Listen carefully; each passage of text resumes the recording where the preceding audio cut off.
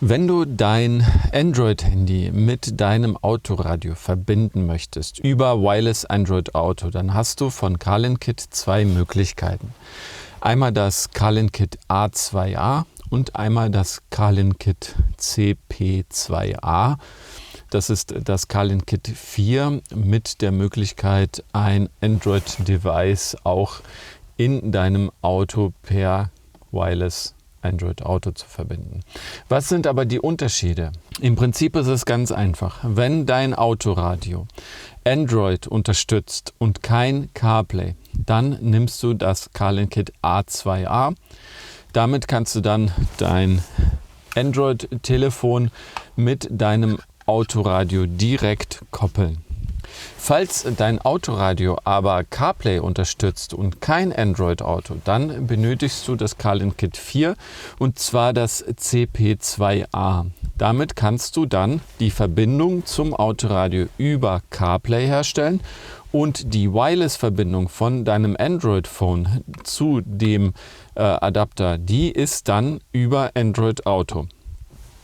Im Prinzip bekommst du damit Wireless Android Auto zu deinem Autoradio, hast aber jeweils den Unterschied, den die beiden oder wie die beiden mit deinem Autoradio kommunizieren. Das ist eben für kabelgebundenes Android Auto und das ist für kabelgebundenes CarPlay. Deswegen ist es halt schon sehr wichtig, vorher zu wissen, ob dein Radio mit CarPlay oder mit Android Auto verbunden werden kann.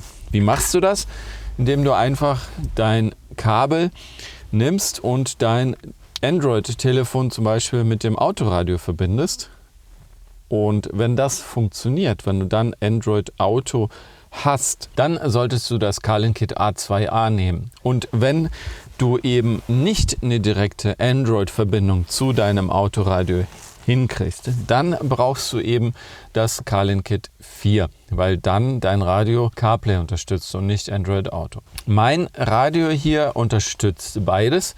Das kannst du auch nochmal in deinem Fahrzeug prüfen. Ich habe hier einmal Apple CarPlay und Android Auto, was ich in diesem Radio verwenden kann. Das heißt, hier könntest du dich zwischen diesen beiden entscheiden. Und da würde ich definitiv das CarLink-Kit A2A wählen, weil es A günstiger ist und B nur für ein bestimmtes Protokoll gemacht ist. Und hier sind ja beide Protokolle. Das Ding kann CarPlay und Android Auto, was die Handyverbindung angeht. Zum Radio nur CarPlay, die Handyverbindung kann es halt beides. Und dadurch ist eben das CarLink-Kit 4 wesentlich teurer als das A2A. Und wenn dein Autoradio sowieso Android Auto kann, dann würde ich auch nur das verwenden. Das ist auch generell besser, weil wenn du das CarLink-Kit 4 anschließt, dann hat es ein eigenes Betriebssystem, wo Android Auto hiervon erstmal da drauf kommt und hier übersetzt wird und dann ins Radio kommt. Das heißt, du hast hier immer ein Delay von 2 Sekunden, auch beim Telefonieren.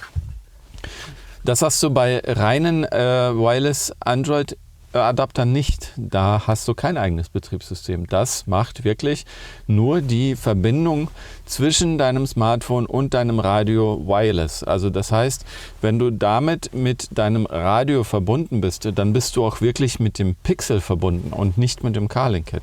Das heißt, die gesamte Verbindung ist dann direkt. Also sie wird nicht zwischengepuffert und es läuft alles flüssiger und schneller. Also für Android definitiv das CarLink-Kit A2A verwenden, wenn dein Autoradio Android Auto hat. Ja, und falls ich dir irgendeine Frage gerade nicht beantwortet habe, die du noch hast, dann schreib mir gerne in die Kommentare. Ich kann natürlich hier nicht an alles denken und falls ich etwas nicht beleuchtet habe, dann beantworte ich dir das gerne in den Kommentaren.